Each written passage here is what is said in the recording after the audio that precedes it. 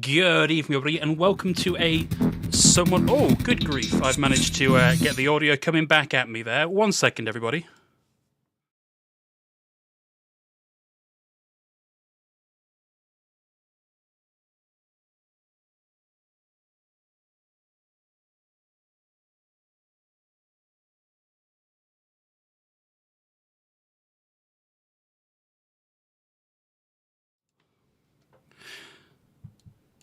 All right. I think we're back. It wouldn't be me producing the stream if we didn't kick things off with at least some kind of tech issue. But we got to the bottom of it nice and quickly. As I was saying before I so rudely interrupted myself, welcome to Map 5 podcast. You will notice we currently have just myself and Jeff currently on camera. We are joined by Paolette and no one else currently available for various reasons today. Paolette, first of all, welcome to the broadcast. Thank you so much for joining us. Just give us a little bit of an introduction for yourself. Hello, my name is Paolette. You can call me Pao. I'm currently the main supporter on Flex Support for Team Mexico, and I participate in OD, Contenders, and the World Cup mostly. So, yeah. Cool. Well, we're excited to dive a little bit deeper into your rise to fame through Overwatch World Cup. And Jeff, how are you doing? I just completely glossed over the fact that you're here. Oh no, it's fine. That's most people do. It's probably for the best. Yeah, agreed. Yeah. I mean, how are you, good host? Like, nobody asks you how you're doing ever. You know? Yeah, I think that might be for the best. Here's how I'm doing. I'm having to produce the podcast. Is how I'm doing. Fair. Yeah. Fair. Yeah. Okay. Well, we are pretty light on news this week, which is what happens when you end up doing your news at the same time as Contenders, and not a lot else happens outside of that at the minute. So we'll rattle through this fairly quickly, and then we'll get to actually talking to Pao. About everything to do with POW. So, first and foremost, have I remembered to set up my content window? I have not. It's a big green window. It's all going so well. Here. I'll take the reins if you want to do prod stuff. Yeah, you take the reins. Thank you. Because we just got a bit of an update on Contenders Thailand, in that it actually got somewhat announced. Like it's been put out there in a more of an official capacity than just a Wikipedia page. So like that's pretty much where we're at. There we go. There it is. The magic of prod. But this is exciting. I mean, we got Contenders APAC back towards the beginning of the year. Now we're getting Contenders Thailand is becoming a part of. I guess it's going to be part of summer series or fall series.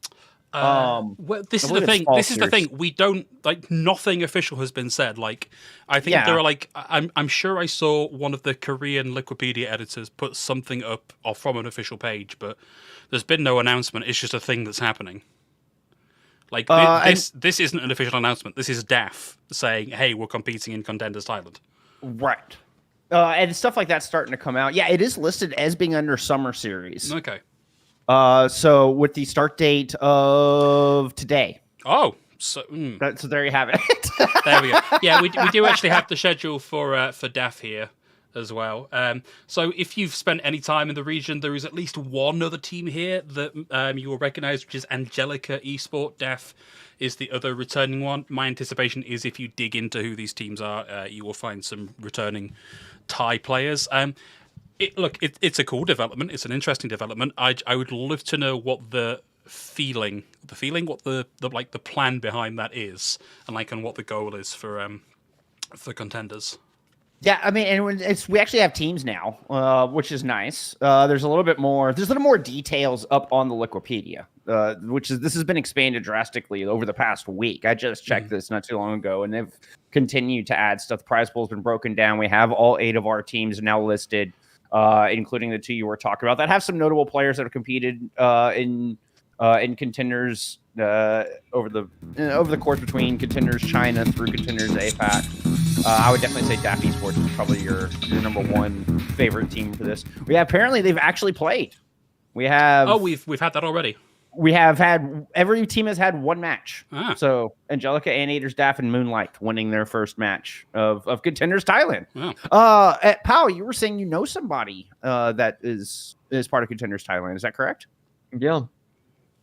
Who do you know that's participating over there? I'm pretty sure it's from Moonlight and it's Hogs, the coach for the team. Ah, you yeah, know? there we go. Awesome, Cool. awesome. How do you know them? They've been coaching me on calling out heroes and like giving or hooking me up with opportunities for different teams. So that's pretty much how I met them. Oh, that's awesome. That's awesome. Cool. Well, there you go. Contenders Thailand is in full effect. Yeah, I need to go back and has this been broadcast? Like they're at an esports studio. We have no like listed commentators, so that is interesting. Right, broadcast talent is TBA. Yeah, I love that guy. Such a talented broadcaster. Dude, there's a missed opportunity. I should Yeah. just rename myself TBA. It's never too late, Jeff. It's never too late. All right. The only other big news, it's not even a big news article, I'm sure had we been a little more in-depth in our research, we could have come up with something else here. But the other big one is Pokerface, who you have doubtless have seen playing in Overwatch League in the qualifiers for the Eastern region recently. Have Korean contenders team. Korean contenders team have two new coaches signed to them who you might recognize. For example, ex LA Gladiators tank player Raw has come on board as a coach, as has Ho Chi Lee, who I recognize the name. Yeah, I recognize oh that yeah, name too. Outlaws, Toronto Defiant, Ground There you go. Zero. Yeah, Yep. so that's why I recognize. Yeah, I mean, still working with Timeless. Like that's all over the place. Holy cow, EXO as well.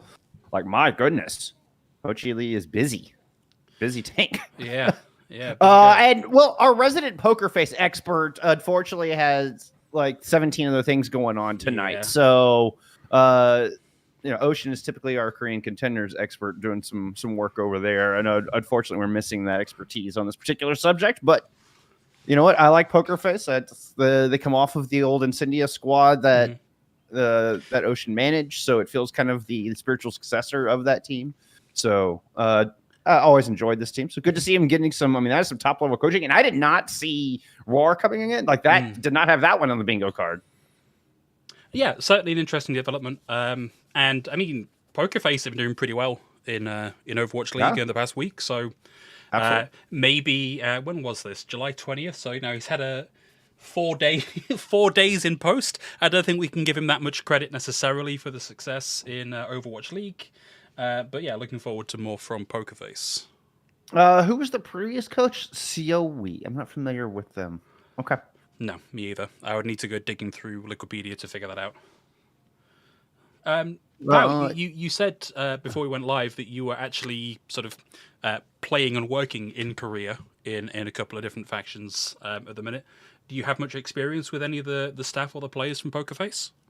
Not really. I mean, maybe scrimming them once or twice and getting stumped by them, which I think that's quite nice, knowing that I get stumped by really good players. Yeah. I've been working and trying to meet new people in Korea, but waking up at 2, 3 a.m. it's sometimes not the play.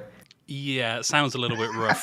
It sounds rough if you've got to do that all the time, plus, Team Mexico scrims and Calling All Hero scrims and anything else you've got going on. Life outside of Overwatch. Yeah, tends to be really rough. Yeah. Doing just some basic digging. It looks like COE was Incendia's coach through the entirety of their run. So this COE was a long-time coach for the squad. This is a big deal to replacing this coaching staff in the middle of this as well. So, I mean, over 2 years with this squad. So it's a big change over there at Poker Face. Of all the days not to have Ethan on the broadcast, right? Right? Yeah.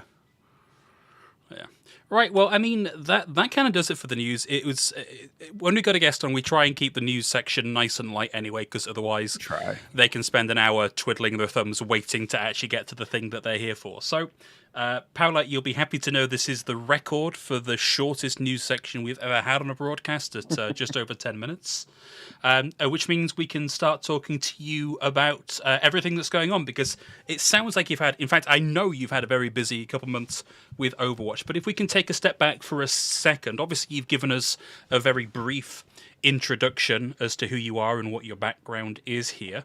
Could you tell us maybe a little bit more about your background and your history with Overwatch?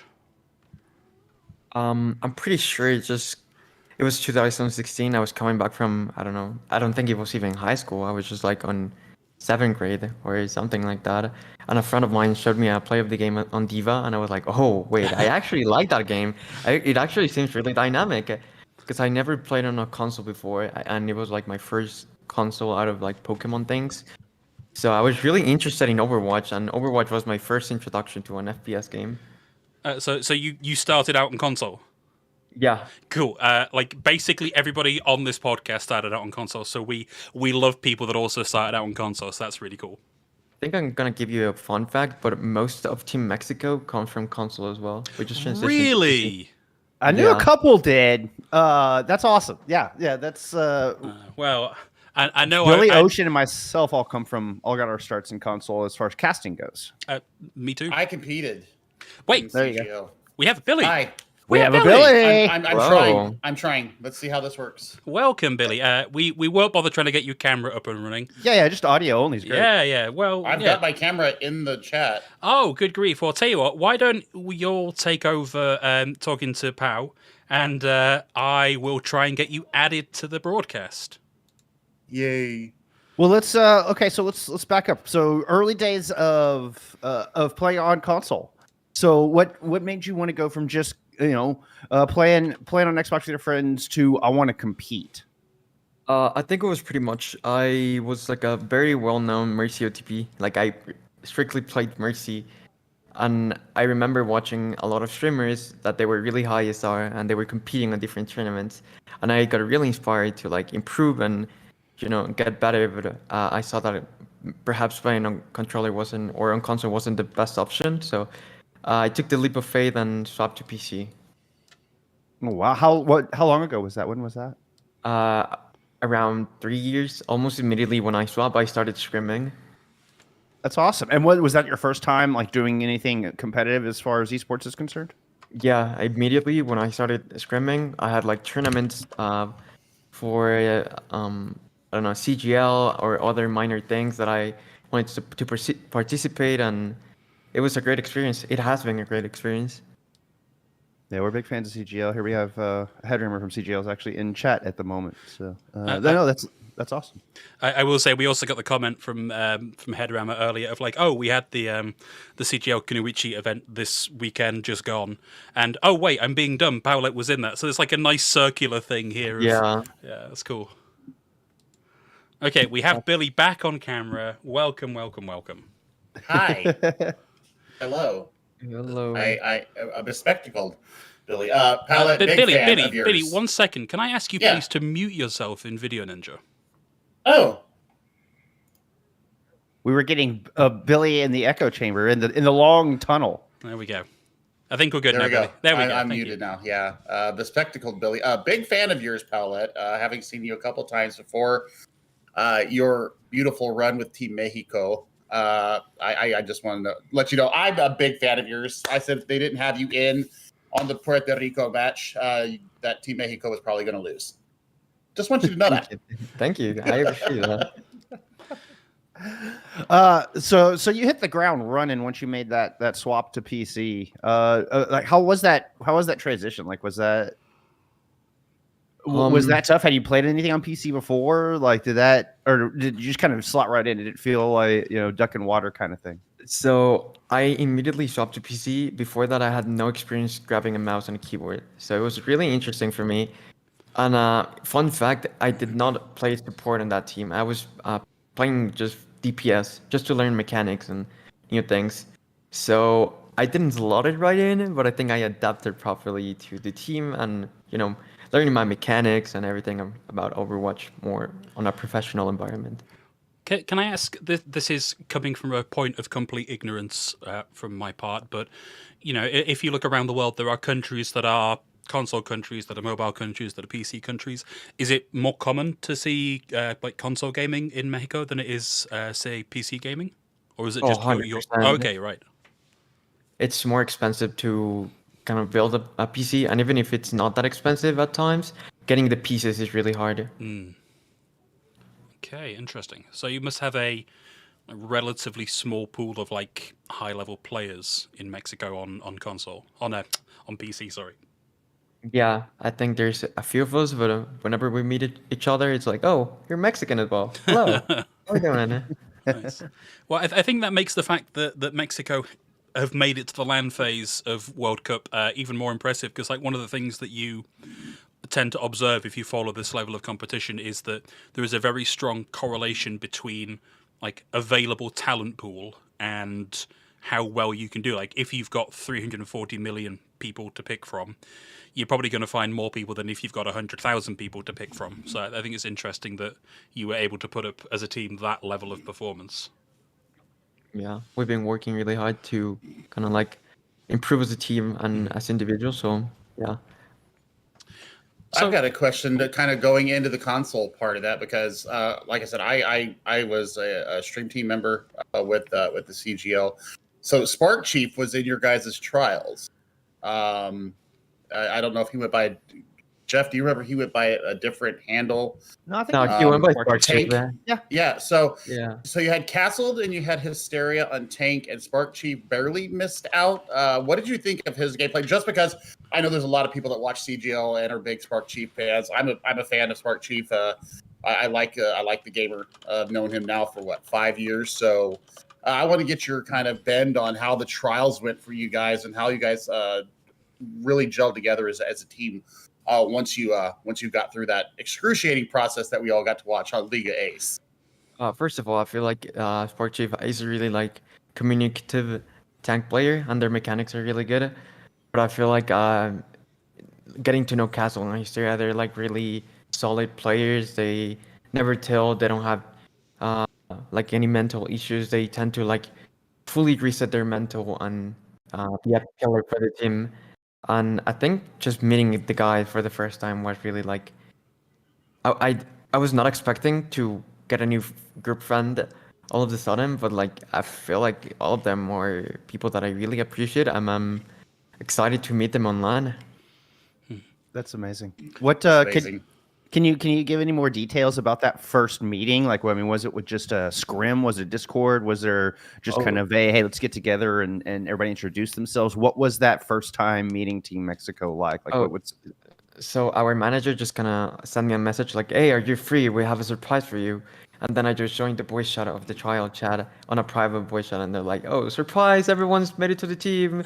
You're Team Mexico from now on. So get along well. Please don't fight. Don't tell everyone. It's a secret until we announce it. So yeah, you're Team Mexico now." That's cool. And it's That's really amazing. funny because Nomi was on his cell phone eating ramen, and he was like, "Okay, I gotta go. Goodbye, guys." How has it been working with Nomi? Because I mean, Nomi has been around coaching at a very high level for a very long time, like a very experienced player and coach. How has that been? I feel like I've had a really high level coaching, but his coaching has like improved me mechanically, and just my mindset as a person has improved. So that kind of made me feel more comfortable on my mechanics. Like I feel like a better player, and Nomi is just a great person overall. He's always there to talk, just to help the team get through tough situations, and it's been amazing. If anyone really wants to hit him up and get coaching, I would really recommend it. Okay, very cool. So So let's get a link. Get a link in the description for that. Yeah, is it got a meta fee? We'll put that in the show notes. There you go. I'm not sure. I gotta ask him if he's even available now. He's kind of famous now, so Yeah, he's a big deal. I wanted to take a little bit of a step back prior to actually starting Overwatch. We often find people have some other like competitive history, like whether that's soccer or baseball or chess. Was there anything before you did Overwatch competitively? I kind of went through all the sports when I was a child, like swimming, volleyball, basketball, soccer, and then I got injured, and I just like kind of took a step out from sports and decided to just keep playing. And then I realized that I was like actually good at video games, or that I had a potential to play them. So I just pursued Overwatch as like my main game. Nice. Was that a linear thing? Like, did you get injured and then start playing games and realize you were good, or was that kind of overlapping? Like, you knew you were good at games, and then once you got injured, you're like, well, I'm going to focus on gaming now. No, it was like I got injured and I was playing and I was getting really high SR on Overwatch and I was like, okay, I got potential. Let's just make the Gotcha. switch now. Gotcha. Well, I'm sorry to hear you got injured, but I'm glad it led you here. Yeah. Yeah, I'm glad as well. I think it wouldn't have happened without that injury. Right. You're not the first one we've heard that from, as a matter of fact. Well, I'm glad injuries kind of help you through some things, I guess. It's got to be a Hey, silver lining somewhere, right? half Yeah, a it's life gotta is half a life is what happens to us. The other half is how we handle it. Like Yep. that's God, what an old person thing to say. yes. I'm an old person, so it fits. It fits. All right. So you touched on this very briefly, Pal. Having said, like, your friend showed you a Diva clip, and that was it. But like, there's a bunch of other FPS games. Like, your friend could have shown you Destiny. They could have shown you Fortnite. What is it about Overwatch that really grabbed you? I think like the dynamic gameplay, like I saw 6 characters just like helping each other and coming together to pursue pushing the payload or capturing a point. So that kind of just made me want to play the game. I had played Call of Duty before, but I feel like one really good player in Call of Duty just kind of carries the whole game.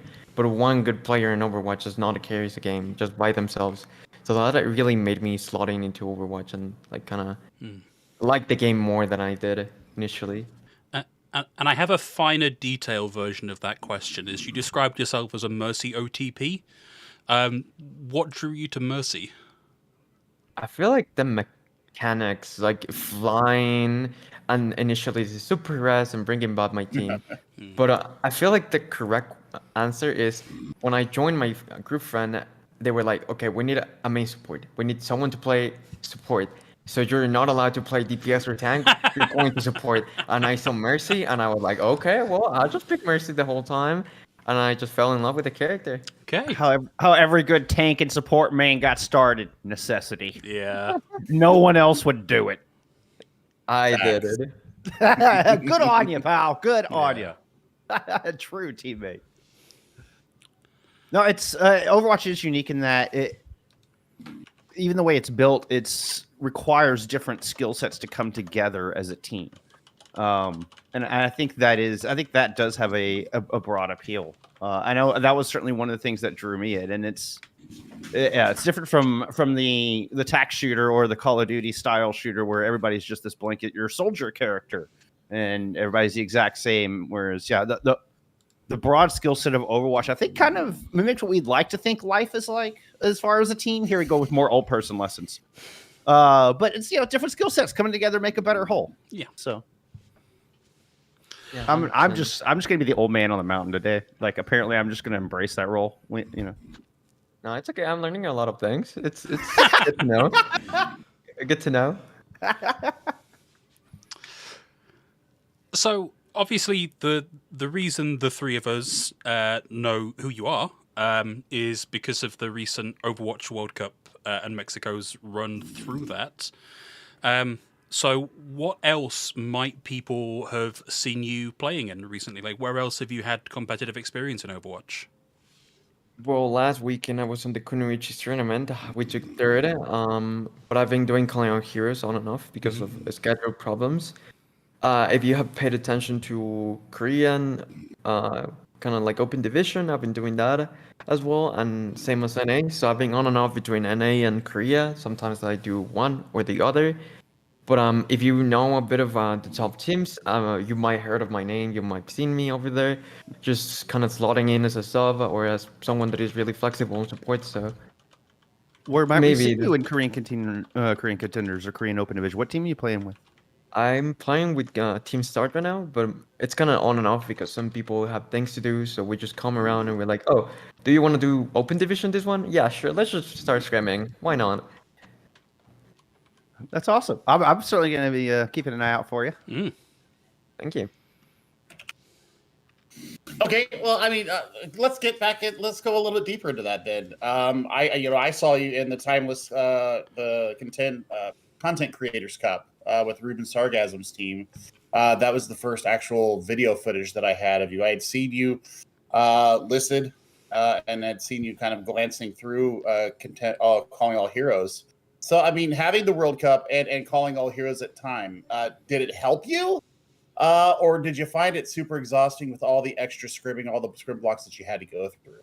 Yeah, I was just telling them beforehand that I'm pretty much just getting 8 hours of scrims every day because of Korean and World Cup and calling on heroes. But it has really shaped me into a better player, more flexible and more willing to learn from different coaching styles.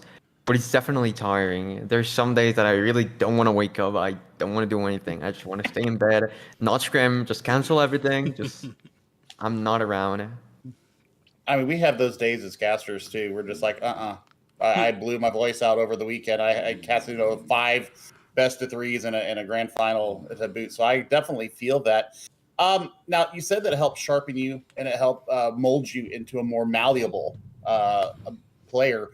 Where do you think that the biggest improvement for you throughout the Calling All Heroes and the NA and Korean contenders and the World Cup plays? Where do you think that you improved the most personally? I would say the World Cup because I was coming from a team that wanted me to be a flex support, and then I come in and slotting as someone that I can play whatever I want, because we have Momo and Sopa, and they give me the flexibility to play either flex support and main support or every kind of support I want. So I feel like I slotted right in and play really well with them because I have the opportunity to practice all my heroes without even having to be assigned a role of, okay, you're only playing Ana, you're only playing Lucio. Right. So now the follow-up to that is, how has it helped with Korean and NA contenders? I would say that it has helped me to find teams. I don't only have to apply to main support or flex support. I can even I can do both, or maybe even be like a sub DPS if they need it, or things like that. So, I mean, do you have any good offers out there? Because I know I retweeted. I know that I retweeted your LFT because as soon as I saw it, I'm like, instant, like, take my money, throw my card in it, get this gamer signed. So, do you have any offers on the table right now? I know you probably can't say what team it is, but do you have any offers right now? I had a lot of Calling Our Heroes one. It was really surprising to me the amount of teams that kind of just wanted me to play with them. And I have one for contenders that is really appealing to me, and I hopefully I can get it through. But yeah, it's really cool to see how I've been growing as a player. We're so proud of you. I'm so proud of you. You clearly have a lot on your plate right now. I mean, you kind of talked about before we went live that you even had to turn down some offers just because you've been so busy that you can't take every one. Has this been a sudden kind of onslaught? Because you talk about you started competing 3 years ago. Was this kind of a slow build to be, to where you are now, and you're playing on 4 different, in 4 different regions, or was this just kind of an explosion out of nowhere of holy cow, here's suddenly all of this opportunity in front of me? I feel like it's kind of both, because I've been slowly growing to getting opportunities just by building my name up to like on the community. But then after World Cup, out of the sudden, invitations for OD, invitation for contenders, for calling on heroes. I was not expecting people to recognize my name and kind of want me to play with them. So I'm glad I have this much of an influence on the community, and I hope to give back eventually. It's well deserved, and that's amazing, and honestly, a testament to why World Cup is so important. It is, honestly, like it helps talent just grow and show their name. I wanted to ask. So there is this perception, at least in NA at the minute, that there are basically no support players. Like there is a support player drought. Have you had a lot of conversations with NA teams specifically? Because we know that there is I'm not saying like, oh, they're having to pick you because there's nobody else left. I mean, like, are you finding that drought is a real thing, and NA are like, yes, get Pao in here ASAP? I would say that it's mostly because the main support, there's no one willing to kind of just play Mercy, Lucio, and Brig at the same time. So it's really hard to find someone that is willing to do all of that and then sometimes pick up the Ana, Akiri, or Bap. Like to be mechanically good to pick other heroes. So maybe it is a thing, but I think there's really good players to kind of just slot right into those teams. Okay, interesting. No, I mean that means your value is going to go through the roof. I mean that Hopefully. ideally, Stonks. yeah, Ideally, hopefully. Stonks on the rise. Hopefully, yeah. Palette supremacy incoming. Yes. We were Thank talking you. about the World Cup and how that's important. How do you think Team Mexico sits into this overall the ecosystem of what's going on and feeding into more of continued, like, because is this going to become a trend? Could we see more players kind of start to filter into the NA system and hopefully balloon up and create our own South America system? I would say so. I've been meeting a lot of the trials that were from Mexico, and they have a lot of um history, I would say, with the Liga Ace, Mhm. and Mhm. they have built their name over there. So hopefully in the future we can see more of them, either in contenders or maybe on the future World Cup. But I think Mexico has a great talent pool, and Yeah. hopefully soon we can see more players in NA. Agreed. And I think that'll only after LAN, I think that'll only grow exponentially too. Oh, Where 100%. yeah. I think that segues quite nicely into talking about, the group stages are done. We now know who's going to LAN. I don't know that anybody looking at the South America region was particularly, also the Americas region, was particularly looking at Mexico and going, yes, they're going to go through to groups. How do you feel about where your team sits with regards to like the rest of the teams that qualified? Like, what do you think your potential is at LAN? I think realistically we sit at the middle right now with all the scrimming and practicing we've been doing.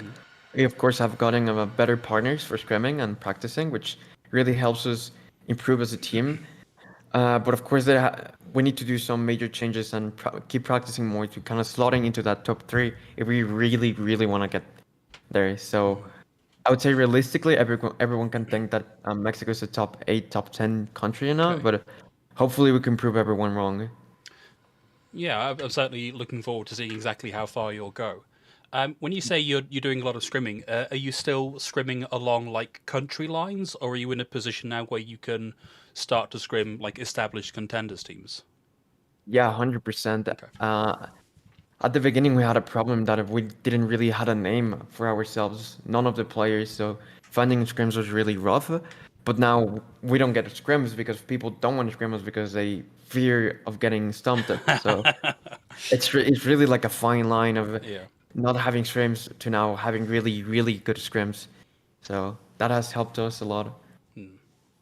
I mean, that's not wanting to scrim you because you're too good is a heck of a lot better than not wanting to scrim you because you're not good enough. Like that is a way different scenario. 100%. I wanted to improved circle for- back. I'm sorry, go ahead. What was that? No, oh no. I was just gonna say it has improved a lot for us, but that's it. You were talking about wanting to defy expectations. I just wanted to quickly ask what would make you proud as far as results for Team Mexico? Yeah, you're talking about, people think that you're top 8, top 10, but you want to prove them wrong. Where would you like to finish where you walk around going, yes, we conquered that? I wouldn't be able to give you like a position, but if anything, we want a rematch against Canada because I really feel like we didn't play like we usually play. We were really nervous because we thought this is a winnable game. We had more expectations than with US because we were like, okay, it's USA. They're all Overwatch League. It's really tough with our current position as a team. But with Canada, we saw it as something more doable, and we got really nervous. So maybe a rematch against Canada if we come out victorious, and then another one against US, so we can kind of prove our worth again. Awesome. So just going back specifically to that Canada matchup, like coming into that, you had played Costa Rica and USA, and everybody in the group got slapped by USA, unfortunately. What went wrong for you against Mexico? Like if you had to against Canada, like if you had to drill down, like what was the thing that you're looking to correct? I feel like it's mostly people getting on their heads. We were really nervous. No one was really communicating, and also just kind of slotting in Sopa as the Brig player when I had more experience playing Brig. So I didn't play neither of the maps. So making him learn on the spot how to practice break with the team is really difficult. I would say really rough. But other than that, I would say mostly everyone was nervous. No one was really communicating. Lots of mechanical problems from Right. everyone. So mostly, I would say that was the big problem. Yeah, I it was was just I was the perfect storm of stuff to make a bad day. Exactly. I was gonna lightheartedly say that you didn't play, but you're saying that was actually a serious that was actually a serious problem because there wasn't as much experience when the other break players didn't have as much practice on it. Yeah. So Sorry, the name escaped me just for a split second. I Sopa. apologize. Sopa. Sopa. That's what I did. I wanted to say post side. I knew it wasn't like I completely dyslexia the word, and I knew it was wrong, and I apologize. I apologize. Really close. Yeah, so we've been practicing with me for months on Brig. So kind of just putting Sampa in because he been doing really good on scrims was certainly a problem because we didn't have a lot of structure with him. So we kind of just didn't have that confidence on the back line that we usually have. And well, everything else went wrong. So we really, really want that rematch going. I hope you You might get your wish depending on how the groups how the group stages line up at the end of October. I'm wishing for it very badly. So looking at the rest of the teams on LAN, is there anybody that you are either looking forward to playing or desperately don't want to play from the teams that have qualified? Obviously, discounting Canada from that. We practiced a lot against South American teams, specifically Brazil. They were like our scrim partners from day one, and I really want to play against them because we have a lot of experience against each other, and I want to see like how much we improved as a teams. Because we saw each team like grow, kind of like learn new play styles, fitting new players or different players, kind of like switch roles, switch metas. So I really want to play against them. Okay. Y'all kind of grew up together, kind of thing. Yeah, kind of thing. Yeah. Yeah. I picture like players that played club together and then they move up to league and they're playing against each other. Like once they hit the pro level, kind of thing. Like that's kind of how I picture that. Why not? I would say. Okay. After we talked a little bit about the disappointment of the Canada match, I want to know. I mean, I'm going completely off script here, but I want to highlight like what was a favorite moment. What was the like everybody jumping out of their chair moment for Team Mexico? Well, I think it's pretty obvious now. Like the Nimbani match. Right. Not a one Nimbani match. I mean, okay, yeah. You made land. Yeah. Us killing. So talk us through that moment. What was that moment like? So I remember we had Nano and their Senna was staggering. They tranked, we chased with Nano, then Hydron threw a bomb up in the sky. I bashed the remake, we killed Hydron. They didn't have anyone to touch the point, and everyone just was like silent for 30 seconds, and then only scrims. Everyone just cheering on the like standing off, just being like, okay, we can win this. It's actually winnable. We can do it. This is the map you took off of Team USA. Exactly, yeah. Yes. Everyone was so excited. Awesome. The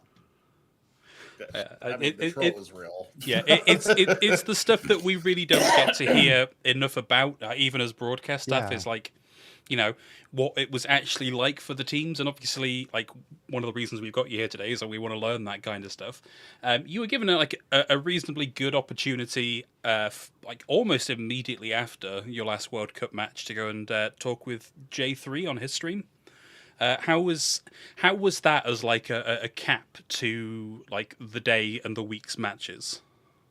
I think it was like I was like daydreaming that at that moment. I couldn't believe myself. Like we took the map of USA, and then J3 just kind of wanted to talk to everyone and get to know us, and we started to pick up a bit of fame just by names. And he was like, "Oh yeah, I remember you from ranked. That you actually were really good," or stuff like that to some of my players. Or some of the other players. So I'm really glad we're having exposure lately to other medias. I gotta say, Jay really did do a big service to not only North American teams but also the South American teams. He had a lot of people in there. I think he brought Walter in there, even though Walter does not speak very good English whatsoever. They had a lot of representation in there. I know that was Angel Velado in there with you when I joined your stream after the Puerto Rico Mexico match. Yeah. Yeah. I feel like if there's two people that I really need to give a huge shout out that having like helping the Mexican community, it's J3 and Toniki, because they've been like hosting our streams. They've been like telling us, yo, you should like lower your stream volume, or helping us like with content creation and streaming and get to know everyone in the community. So big shout out to them, honestly. So Tadiki is the Spanish broadcaster, right? Yeah, From exactly. España. Yeah. Okay. So that actually gives me a secondary question. What are the comms like? Does everybody speak Spanish on Team Mexico? Because I know that I was watching Team Colombia. They were speaking in English. So does everybody speak English, or does everybody speak Spanish, or is it like what we call Spanglish? I was a chef. I was a chef for years, and I spoke Spanglish until I learned that I actually speak Spanish pretty fluently. So is that what you guys do? It is an interesting mechanic because Momo he knows Spanish, but he rather not speak it.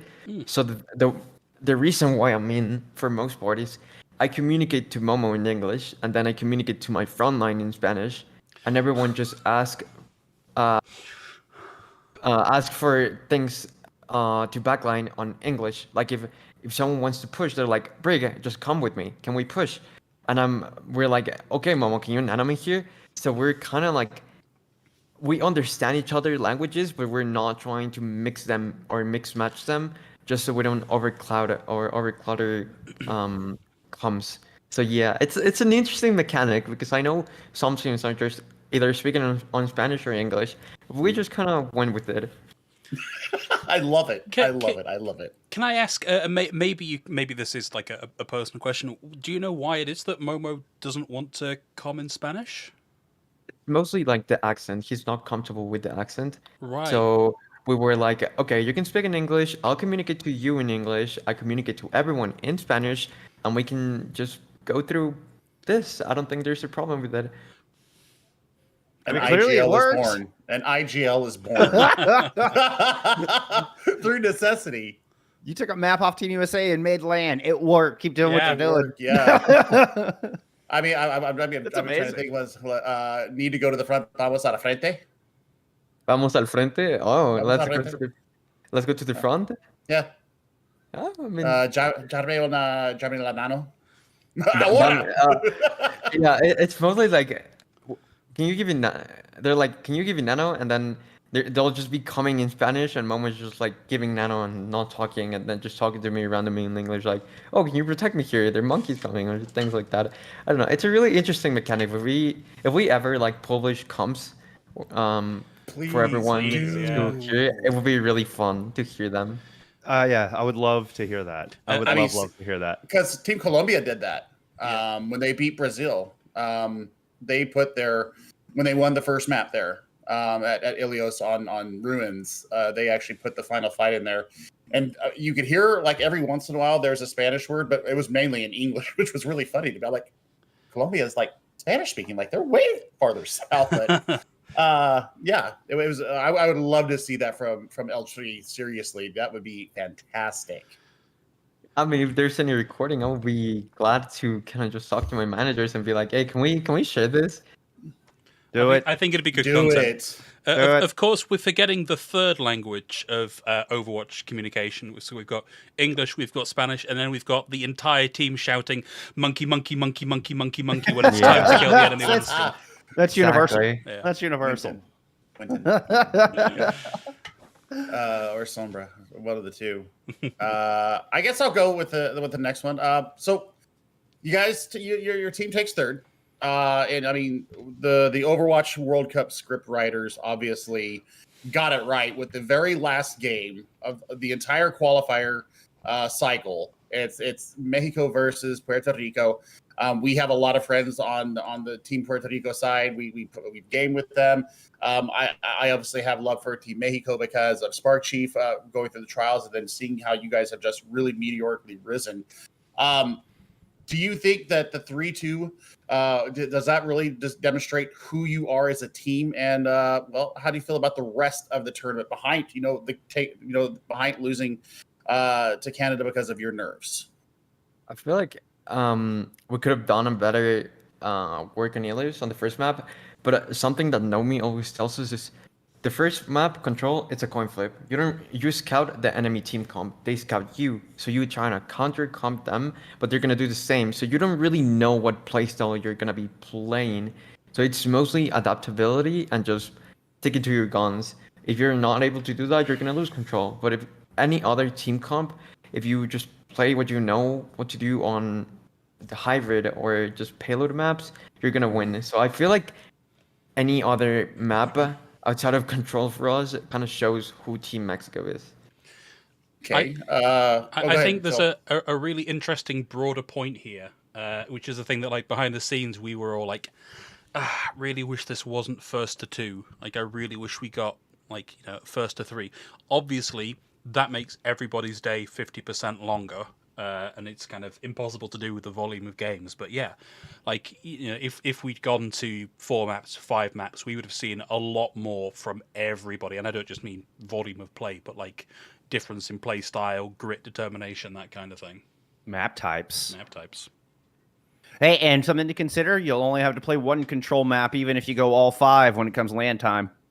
Hopefully. We just gotta keep improving at those type of maps. I mean, the new game type will be out. The new game type will be in rotation by then. True. That's actually exciting. Yeah, you will only have one map of control. That sounds good.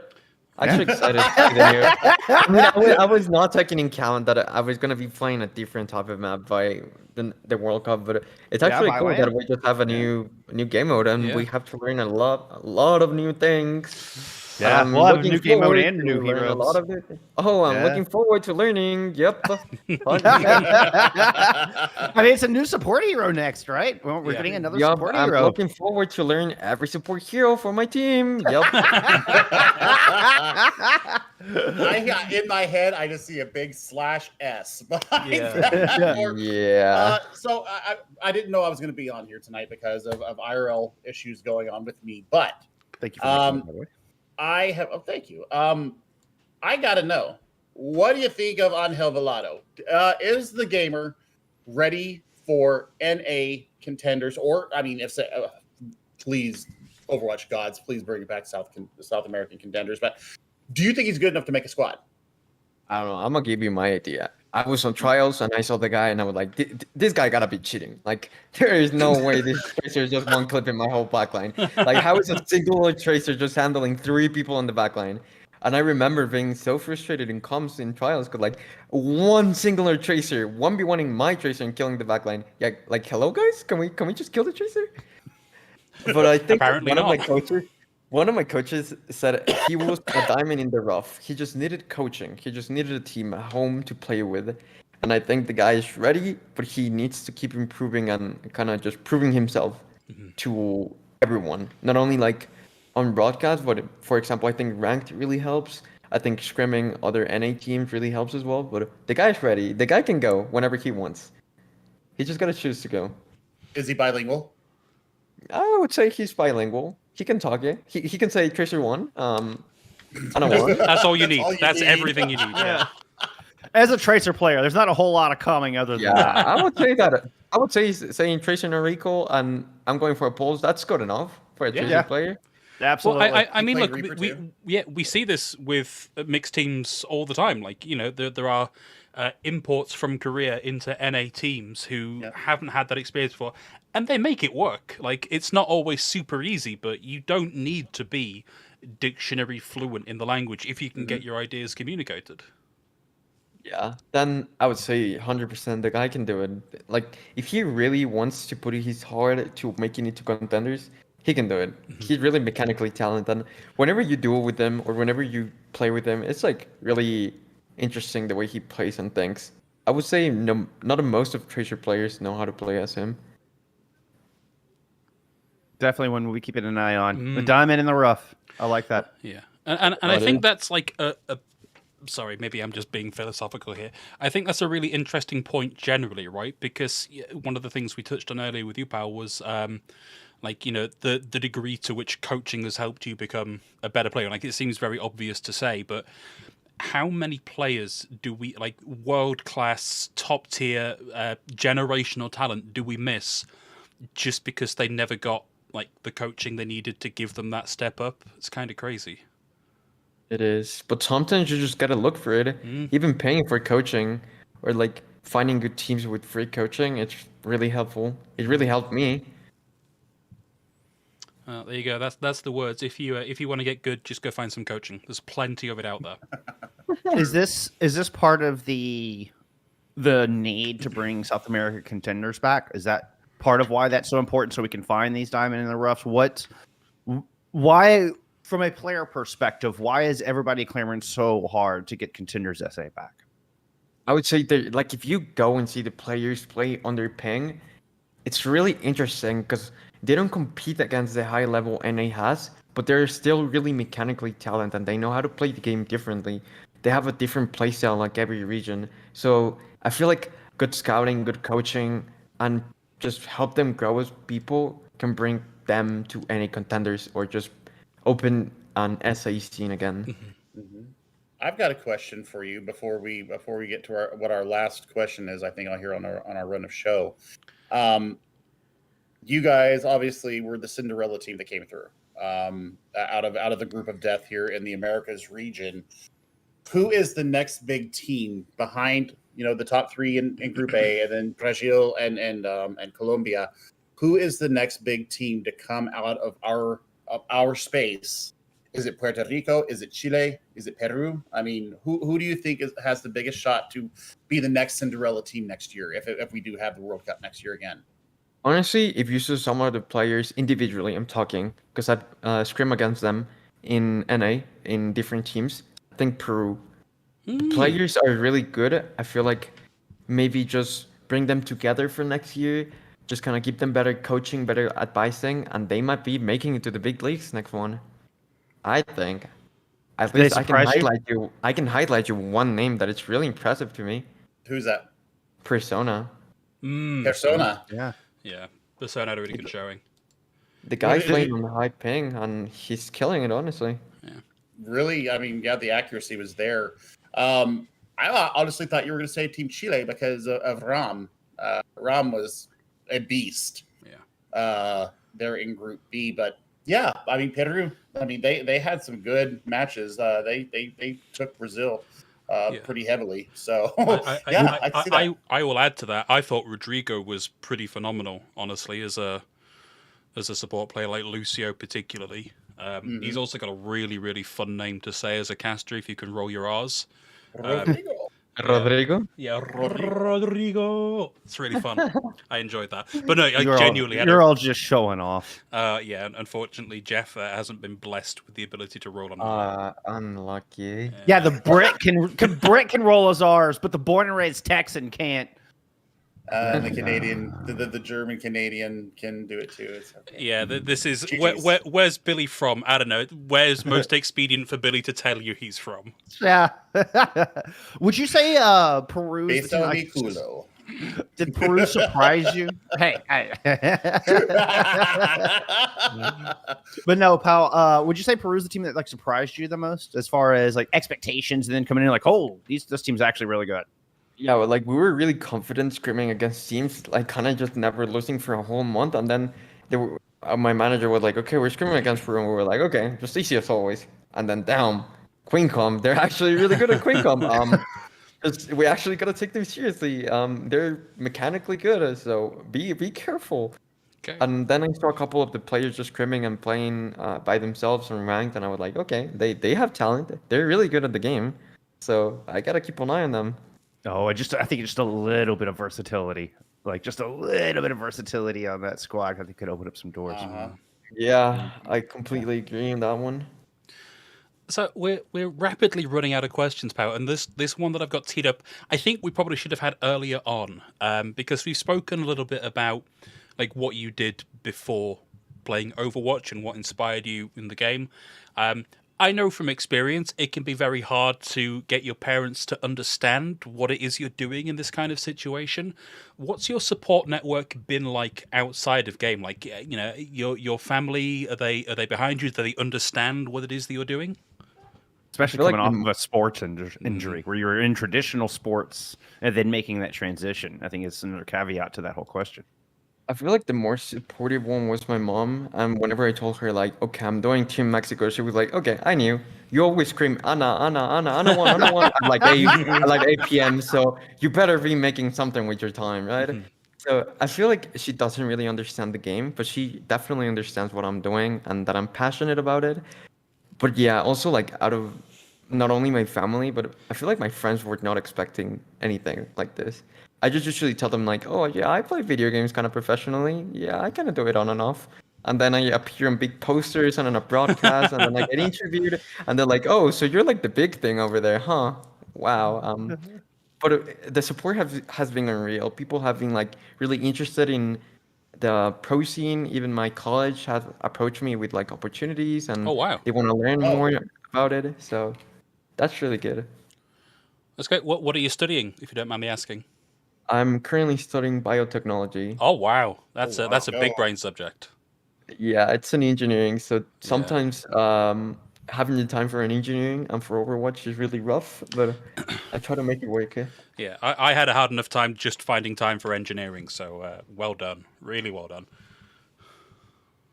Thank you. It's going for sure. It's sometimes really rough. And when you say a university has like approached you to learn more about it and offer you opportunities, like what are we talking about here? I'm talking that they're building an esports arena now. Really? I was about to ask. Yeah. I was That's about so to ask. cool. Yes. Like today I went and they used to have like a small library, and instead of having that, it just says upcoming esport arena. So I'm really Wow. looking forward to doing That's that. amazing. Well, look, you know, if you ever need casters to travel down to cover events, you let us know, okay? Yeah. Okay. Yeah, 100%. I'll let you know. Thank you. What's the collegiate scene like in Mexico? Is that something that is now budding? I mean, if you've got a university who's looking to build an esports arena, it's getting a little bit more traction than I would have anticipated. Yeah, they currently have like a Valorant and mostly like League of Legends related thing.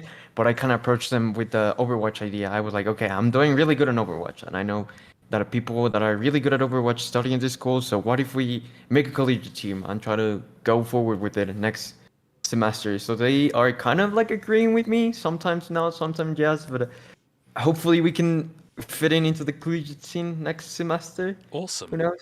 Is that normal for like? Are there a lot of colleges in Mexico that are getting into esports now? I would say some of them do, but it's a really new thing. Like we over here still don't grasp correctly the concept of esports. We don't know what it is outside of maybe like FIFA, Clash Royale, League of Legends, right? So we don't really know what FPS games are. So hopefully we can build ourselves through learning that. That's awesome. I am available for travel to become an esports coordinator. I speak the language. I mean, I'm down. If you're gonna let me just give a couple classes to go play, yeah, 100%, yep.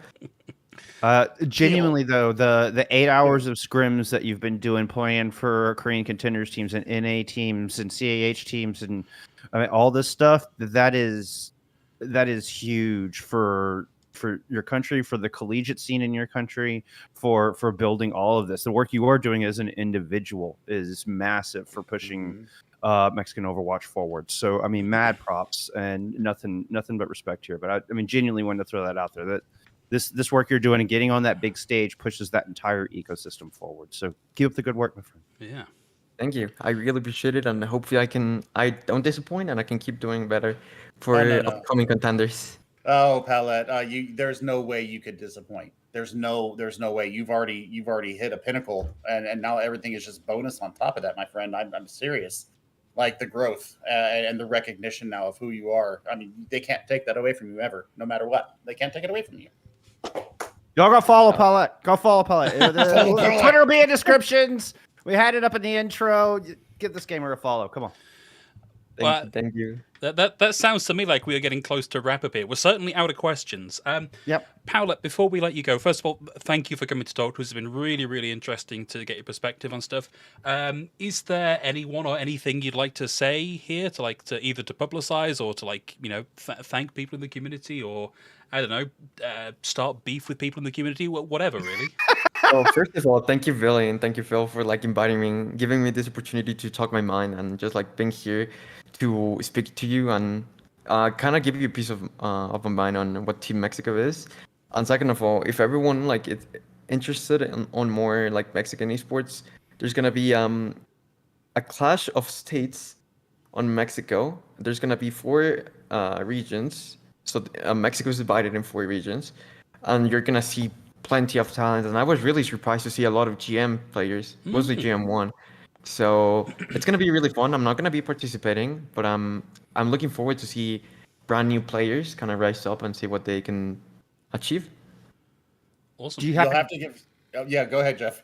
I was just going to ask, do you happen to know what the tournament's called, or dates, when it's going to be happening? I still don't know the dates, but it's just the name is the national, Mexican national Overwatch thing, and it's just, the server name is the Hunter Gaming, and there's still it's still a concept. There's a couple teams sign up, and the dates are not clear, but Well, yeah. I'm looking forward to it. I'll tell you what, Paolette, when you know more, please let us know so that we can do whatever we can to publicize that. Yes. Thank you. I'll do so. Thank you. Awesome. Well, that seems like a nice place to draw a line under that again. Paul, As good as any. Yeah, thank Yeah. you so much for coming. Again, been really, really fun. And I guess thank you, Jeff, for being here from the start. Thank you, Billy, for turning up. Always a pleasure. No, it was a very nice surprise. We didn't think we were going to get you, so lovely to have you here for the broadcast. Thanks, as always, to Glitch for letting us use her remix of the King's Row theme as our intro music. Thank you all for watching, and all being well, we'll be back next week, maybe even at full capacity. Follow Paolette.